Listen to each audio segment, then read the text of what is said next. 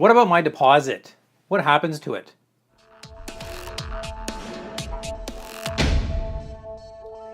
So when you're writing an offer on a property, there's always a portion there that talks about a deposit. So once the offer is accepted by the buyer or the seller, it becomes a conditional sale. This is when you have to submit as a buyer a deposit for the transaction. So this deposit is most of the time cashed by the listing brokerage. They will take that check, deposit it, so you have to make sure that you have money in the bank to make sure that check will clear.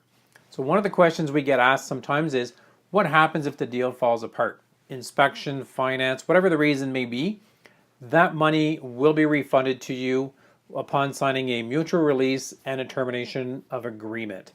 So what happens is that the buyer signs it, the seller signs it, the listing brokerage and the buyer brokerage will sign those pieces of paper that will ensure you get your money back. It might take a few days for all this process to go through, but you will be refunded the amount of the deposit.